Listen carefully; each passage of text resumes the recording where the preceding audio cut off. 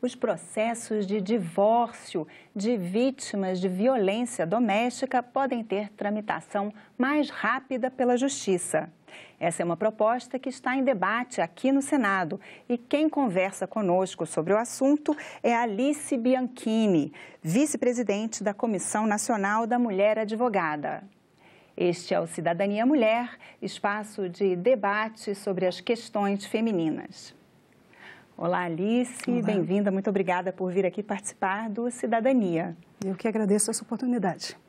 Eu vou começar perguntando sobre, antes da gente falar das mudanças, né, como é que funciona hoje em dia uma vítima de violência doméstica que entra com processo de divórcio?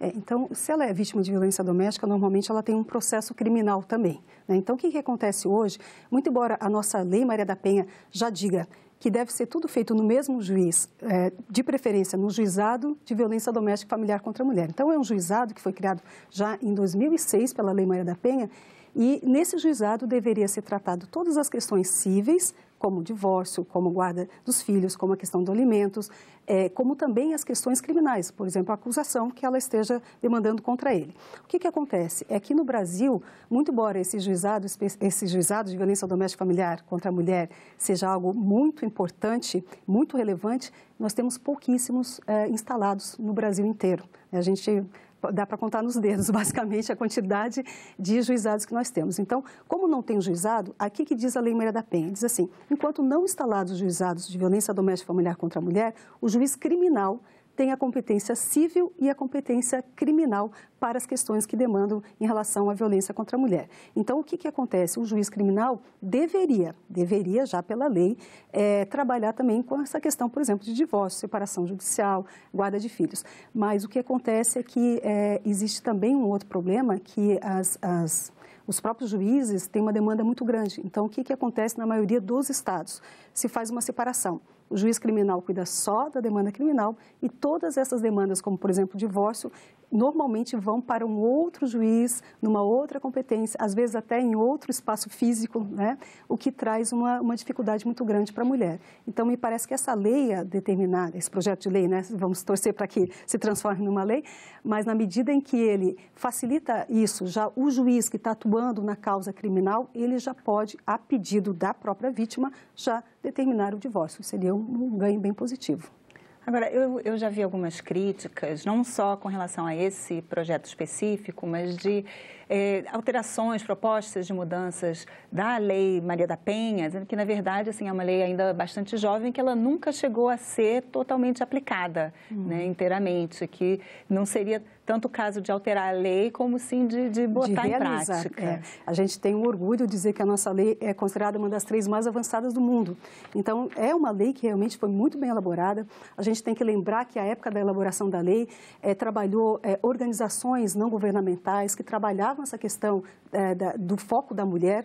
E essas organizações se reuniram, então tem um consórcio da Lei Maria da Penha, foi feito um consórcio, várias instituições, foi feita audiências públicas no Brasil inteiro, foi ouvida toda a sociedade civil, os atores jurídicos, ou seja, foi uma lei muito bem elaborada, muito bem feita. O que vai dizer para nós, esse dado muito importante, considerada uma das 3 mais avançadas. Só que entre aquilo que está no papel e aquilo que a gente conseguiu realizar no Brasil, há uma distância muito grande. E essa distância está fazendo, né, infelizmente, precisamos falar desses dados, está fazendo com que o Brasil seja um dos países com maior índice de homicídios de mulheres. E aí, quando a gente fala de homicídios de mulheres, e convém a gente esclarecer isso, esse dado vem do sistema de saúde.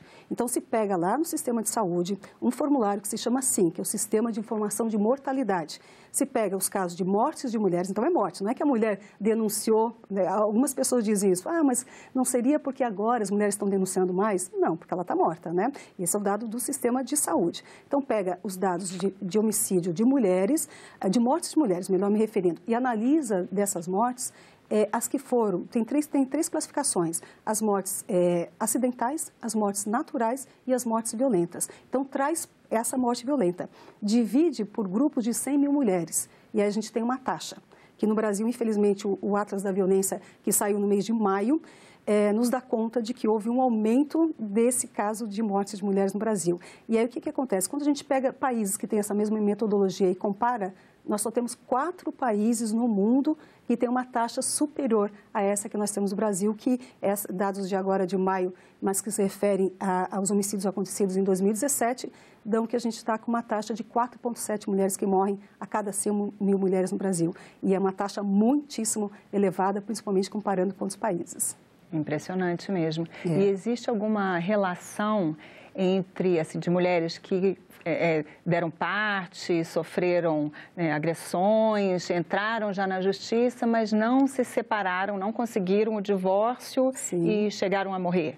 Exatamente, porque muitas vezes a mulher que não está divorciada, ela não sente que ela poderia estar fora da casa, né? Ela acha que ela ainda deve estar em casa. Tem um conhecimento muito antigo que valeu durante um período, mas que já não vale faz muito tempo, que acha que se a mulher sai da casa, ela perde os direitos. É incrível como tem ainda mulheres que pensam isso e homens que dizem, se você sair de casa, você vai perder todos os direitos, inclusive em relação ao seu filho. Então, isso faz com que muitas vezes essa mulher ainda fique. Então, essa facilidade do divórcio, até porque também o divórcio tem um custo, você tem que demandar em outra instância. Então, se a gente pensar o quanto mais puder facilitar para essa mulher, claro que é super bem-vinda essa alteração legislativa. O que a gente se preocupa é que as alterações da Lei Maria da Penha estão muito pontuais. Então, daqui a pouco vem um projeto de lei e altera um artigo, daqui a pouco vem outro, altera outro artigo. Quando a gente poderia fazer uma avaliação geral da lei, ela sim é considerada uma das 3 mais avançadas do mundo, mas não significa que a gente não possa ter avanços, a gente poderia ter avanços. Então, o que a gente se preocupa é pensar em formar uma comissão para a gente pensar o que deve mudar na Lei Maria da Penha, porque a gente sabe que tem outros projetos, inclusive aqui no Senado também, de alteração da lei, tem outros projetos que estão na Câmara dos Deputados, então me parece que seria importante a gente fazer essa avaliação geral. Como, por exemplo, nesse caso, é importante o divórcio, sim, mas mais importante do que o divórcio seria que o juiz já determinasse, por exemplo, o alimento para os filhos, porque ela vai sair divorciada, ok, ela vai sair da casa, mas normalmente ela tem filhos, né, e os dados, inclusive, do Data Senado mostram para a gente que as mulheres que sofrem violência, a grande maioria tem filhos, e ela vai sair, normalmente vai sair da casa, vai levar os filhos, mas muitas vezes ela não tem condição de cuidar desses filhos, né, de alimentar esses filhos, por isso que seria importante definir guarda de filhos e definir também os alimentos nesse mesmo processo de divórcio, vamos dizer assim. E muitas vezes ela até deixa de sair justamente por essa preocupação, né? De como sustentar e alimentar os filhos. Né? A pesquisa Data Senado de 2017 vai mostrar para nós qual é por que as mulheres elas acabam sofrendo violência e continuam dentro de casa, né? Isso é um dado muito interessante, porque é assustador um crescimento do motivo principal, que leva com 72% das mulheres, vai dizer que continua em casa exatamente por medo de vingança do agressor. Em segundo e em terceiro lugar, com o empate técnico, 33% e 32%, tem a questão financeira e a preocupação com os filhos. Mas veja que a questão financeira e a preocupação com os filhos está dando 32% e 33%. E o medo de vingança do agressor está dando 72%. E aí tem um dado realmente que a gente começa a se preocupar. Porque se essa mulher fica em casa, ela está sofrendo o risco de vir a ser morta. Só que os dados vão mostrar para nós também que as mulheres que estão saindo do relacionamento também estão correndo um risco altíssimo de serem mortas, né? E as medidas serem mortas pelo mesmo agressor, pelo marido também, que mesmo ela tendo saído, ele vai atrás. Vai atrás, né? A casa não é o lugar seguro da mulher, como também esse caso de situações que ela está se separando, ela está sofrendo um alto risco também. Então, a gente fica preocupado com essa questão, né? Porque se ela fica na casa, ela sofre violência, e se ela sai de casa, ela também corre um risco muito grande de sofrer violência.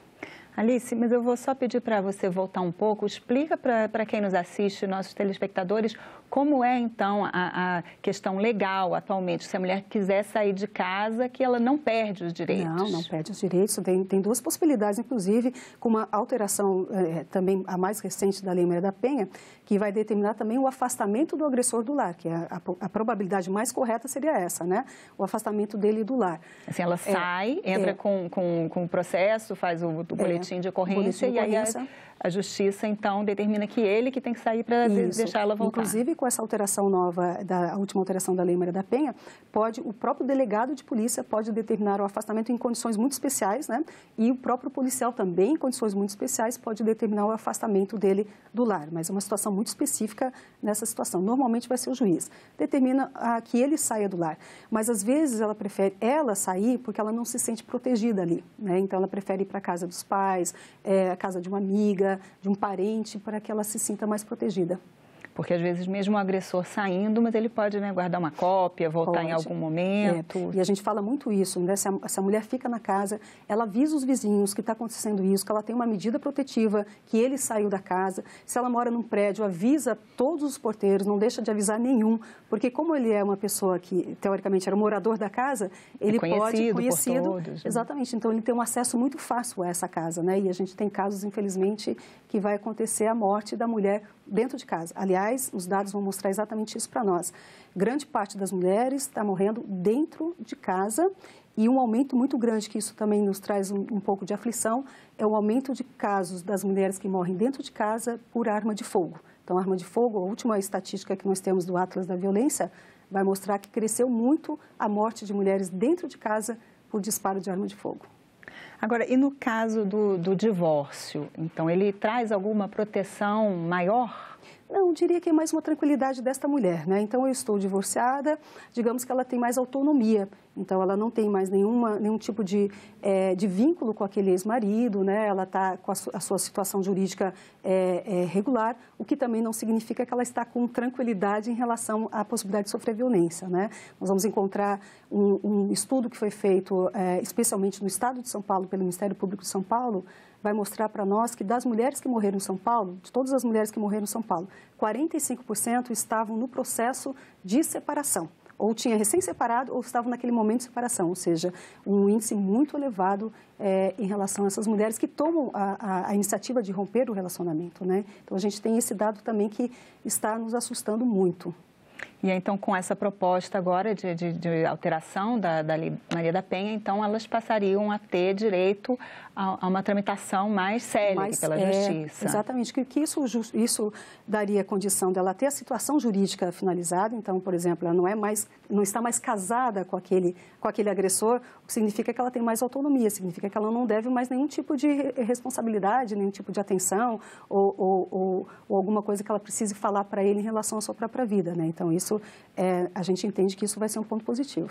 E não tem mais, às vezes, até um vínculo, né? São proprietários do mesmo apartamento? Na verdade, a partilha se diz que vai fazer depois, né? Ah, não faz parte, não faz parte. É só o divórcio mesmo. Pode até ser o divórcio com a partilha de bens ou o divórcio sem a partilha de bens, que hoje normalmente é feito isso. Você faz o divórcio primeiro, depois discute a partilha dos bens, que normalmente demanda um pouco mais de tempo, né? Pelo menos já resolveu, pelo menos, aquela primeira etapa. Exatamente. Né? E aí a proposta, então, que assim, as mulheres vítimas, tanto a que já é vítima e entrou com um processo de divórcio, como também a que já tinha iniciado um processo de divórcio e sofreu uma agressão também, depois, né? Exatamente. Todas vão, qualquer situação jurídica, vão ter essa prioridade. E o importante é a celeridade desse processo, né? Então, resolve logo, já define logo a situação jurídica, né? Já não tem mais aquele vínculo que ela tinha com o agressor, que significa que cada um pode recompor a sua própria vida. Então, isso é um ponto muito bom. Agora, se for o caso, assim, de pedir alguma medida protetiva, que o agressor não chegue mais perto, aí isso é uma coisa à parte também. À parte, exatamente. Normalmente vai ser acompanhado, né? Porque se ela está pedindo o divórcio, significa que esse divórcio não é consensual. Porque normalmente você faz o divórcio consensual. Se ela está com a iniciativa... o pedido é conjunto. Exatamente. Então, quando é a mulher que pede, isso já dá uma ideia de que há um litígio entre as partes, né? E aí, provavelmente, ela está já no momento... Porque nós temos vários tipos de medida protetiva. A gente tem a medida protetiva que vai se dirigir ao agressor, como, por exemplo, proibição de contato, a proibição o afastamento do lar, né? Então, esses são o tipo de medida que tem a ver com o agressor. E a gente tem as medidas que dizem com relação à ofendida. ela então vai ser protegida. Por exemplo, nós temos uma medida protetiva importantíssima, que é a questão das procurações, que ela tenha dado, eventualmente, procurações, bloqueio de bens também. Então, se ela deu procuração para o marido, aí fica sem validade nenhuma essas procurações. Se ela deu uma procuração para ele movimentar a conta dela no banco. Exatamente, eles têm propriedades em comum, têm empresa em comum, e ele que está movimentando, automaticamente, né, o juiz determina a cassação dessa procuração, por exemplo, que é uma medida muito importante, principalmente porque a gente fala muito do divórcio, mas a lei fala também na união estável. Então, na união estável, a situação é mais complicada, porque daí os bens normalmente não estão no nome dos dois, né? E aí é muito comum, de repente, ela se dá conta de que aqueles bens que ela sabia que eles tinham, de repente está em nome de terceiros, em nome de pessoas desconhecidas. Então, isso é importante também, esse momento do bloqueio de bens. De pessoas desconhecidas. Desconhecida dela, né? Porque às vezes é uma pessoa ele transferiu, que era dos dois, mas estava no nome dele. Exatamente. E ele transferiu. Agora, se eles, isso na união estável, se eles forem casados, aí ele já não vai poder fazer isso. Já não, porque precisaria da autorização dela. Né? E aí mesmo estando no nome dele. Salvo se ele tivesse a procuração dela. Porque se ele tem uma procuração que dá poderes para vender, para transferir, aí ela já teria problema em relação a isso. Por isso que essa medida, se tem procuração, essa vítima tem que logo pedir para o juiz, então, e o juiz determina o cancelamento dessas procurações. Mas aí tem que, assim, é possível que ele ainda chegue com a procuração e entre, assim, porque o juiz, a justiça vai ter que comparar qual a data da procuração, a data do cancelamento, ou isso tem alguma forma de cruzar os dados, isso aparece em algum sistema? Não, sistema é outro problema, né? Porque o que acontece hoje no Brasil é exatamente isso. Nós não estamos, os sistemas não estão conversando. Então acontece, é muito comum, por exemplo, ela está demandando criminalmente ele na vara criminal, por um problema de violência, né? E, ao mesmo tempo, está a ação, por exemplo, do divórcio lá na vara civil, sem o conhecimento em relação à existência do outro. E, às vezes, com advogados diferentes, às vezes ela tem a defensoria dativa num, não tem no outro. Então, isso também é outro problema de falta de conversa do sistema. Se a gente tivesse um sistema que conversasse, nós teríamos mais agilidade e teríamos situações, por exemplo, como às vezes acontece, de um marido que está com uma medida protetiva não só em relação à mulher, mas também em relação aos filhos, porque isso também, a medida protetiva também pode alcançar os filhos, e ele está proibido, por exemplo, de visitar os filhos no âmbito criminal. E lá no âmbito civil, o juiz não tinha conhecimento desse fato e acontece do juiz dar a guarda ou a visita, regulamenta a visita deste homem que estava proibido de visitar seus filhos por conta da decisão do juiz criminal. Então, isso é um problema que a gente está tendo aqui no Brasil, a gente precisa resolver com urgência isso. De ter uma interligação. Uma interligação do sistema de dados, Agora, esse projeto, né, da celeridade, ele justamente passa a competência para os juizados de violência contra a mulher, violência doméstica e familiar contra a mulher. Né, como você estava explicando, são muito poucos, mas aí passa, então, para o juiz criminal. Exatamente. Então, de certa forma, iria unificar. Sim, exatamente. Mas mesmo assim, às vezes, não está na mesma vara. Pode acontecer coisas que estão em varas diferentes. Então, ainda assim, a gente pode ter esse problema. Mas já melhorou um pouquinho. Já melhora alguma coisa, mas não resolve. Não resolve. A gente precisaria de um sistema mesmo que fosse interligado. Porque mesmo sendo o juiz criminal, mas pode estar o processo, então, esse do agressão está numa vara. E qual seria essa separação? Assim, vai para um outro juiz? Não, às vezes acontece isso, porque pode ter mais de um processo, exatamente pela falta de interligação, né? Então, às vezes tem mais de um processo está com um juiz, outro processo está com outro juiz. Às vezes acontece de você, por conta da competência, um fato aconteceu num local, outro fato aconteceu em outro, você tem juízes diferentes lidando com a mesma violência, apesar que sejam momentos diferentes da violência, mas é a mesma violência.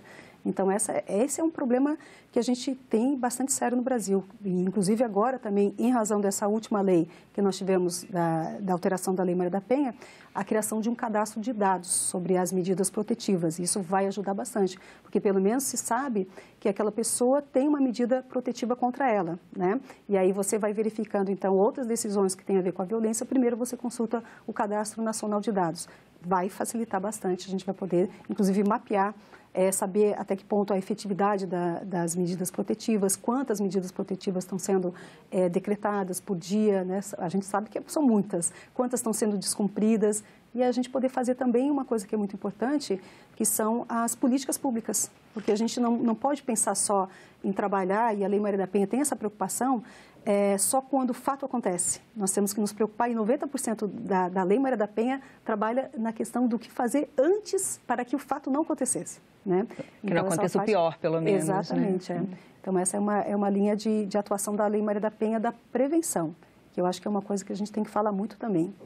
Até porque uma coisa, até a gente teve uma entrevistada aqui que falou recentemente, né, que assim, dificilmente um caso assim de feminicídio aconteceu ali assim, sempre tem antecedentes, né? É uma coisa que vai aumentando, vai crescendo, né? A gente fala muito isso. O feminicídio é um crime que a gente já tem condições de prever a existência dele e teria condições também de evitá-lo. Então, ele é um crime que poderia ter sido evitado. E isso que é muito triste, né? A gente vê, se você sai na rua e, de repente, você é assaltado, é uma coisa que você não podia prever. Mas o feminicídio é um crime que está se anunciando, porque ele faz parte de um ciclo de uma violência, que é aquele ciclo da violência que está tudo bem entre o casal, daqui a pouco começa a violência, vai uma violência mais acentuada, depois vem a fase da lua de mel, e isso é uma questão dos relacionamentos, né? Então, aquela ideia do perdão, foi a última vez, não vai acontecer mais, e as pessoas se amam, a gente tem que pensar que tem uma relação de afeto entre essas duas pessoas. E aí você acredita que, de novo, que vai dar tudo certo, faz da lua de mel. Depois volta o ciclo da violência, e cada vez que esse ciclo se fecha e volta de novo a atuação do ciclo, essa violência vem mais intensa. E essa que é a questão que a gente fala. Então, até o momento, ou ela consegue sair desse ciclo da violência, ou ele sai, porque a gente tem que pensar também que a gente não pode falar da violência contra a mulher só do aspecto da mulher. Por que a mulher não saiu? A gente também tem que pensar por que o homem continuou praticando a violência, né? E aí, ou ela sai, ou ele deixa de praticar violência, ou ela morre, né? Então, ou continua até o fim dos dias com essa violência. Então, é uma situação muito dramática. Principalmente, que daí é um outro tema, mas que é importante a gente falar, o quanto que isso impacta também na vida dos filhos, né? Mesmo o filho que não sofre a violência, o filho que está testemunhando essa violência. Então, ele acompanha, tem um impacto muito negativo na vida física e psicológica dessa criança. E muitas vezes até tem, né, assim, pessoas que crescem assistindo aquilo, quando viram adultas, podem ou se tornar agressores ou vítimas também, né? Exatamente, assim, a violência transgeracional. Vai passando de pai para filho no sentido da violência, mas passa de mãe para filha no sentido da submissão. Então, a gente vê muito isso, né? As pessoas às vezes criticam, poxa, como é que ela casou com um marido igual ao pai, né? Então, existe muito dessa questão. Você naturaliza, você aprende aquela violência, até porque se a gente pensar numa criança crescendo numa casa em que o pai e a mãe estão tudo bem, felizes, dançando e rindo juntos, daqui a pouco começa a violência, a mãe já está mais afastada, já estão brigados, né? Aquela coisa, às vezes, até com marcas físicas no corpo da mãe. Daqui a pouco a criança vê de novo o pai e a mãe dançando, brincando, rindo, daqui a pouco a violência. Quer dizer, como que essa criança cresce, como é que ela vai entender o que significa violência para ela, né? Então, violência é alguma coisa ruim ou uma coisa boa? E as pessoas falam muito isso. Ou faz parte, né? Ela acha que é assim mesmo, acha que é assim mesmo. E às vezes diz, ele primeiro me bate, daqui a pouco ele diz que me ama. Mas foi isso que ele aprendeu, né? Que o amor e a violência são coisas iguais, são coisas naturais, são coisas que convivem naturalmente, quando a gente tem que mostrar que não é isso. E um processo de divórcio mais rápido, será que pode ajudar a interromper esse ciclo, de não dar oportunidade dessa nova lua de mel, desses pedidos de desculpa? Não, com certeza. A gente sabe que tem alguns casos, precisa das duas partes estarem com muita vontade de mudança para que uma relação que tenha violência deixe de ser uma relação violenta. Eu conheço alguns casos até dos próprios homens que perceberam na sua ação de serem violentos e quiseram mudar essa sua ação e conseguiram, então, depois ter um relacionamento com essa mesma mulher que tinha praticado violência harmoniosa. Claro que sempre vai deixar mágoa, sempre vai deixar alguma coisa, mas pelo menos conseguiram ter uma relação harmoniosa. Mas, no geral, é difícil a gente ter uma situação dessa. E aí vem a questão dos filhos. Então, quanto menos esse ciclo da violência se abrir e se fechar de novo, menos dano vai ter para as crianças. Certo. Muito obrigada, Alice, pela sua participação aqui no Cidadania. E obrigada também a você que nos assiste. Se você quiser rever ou passar o link desse programa, é só acessar o site da TV Senado. O endereço é senado.leg.br/TV, ou então o site, ou melhor, a TV Senado no YouTube. Se você quiser fazer uma sugestão ou um comentário, é só ligar 0800 61 2211. Obrigada pela atenção e até o próximo Cidadania Mulher.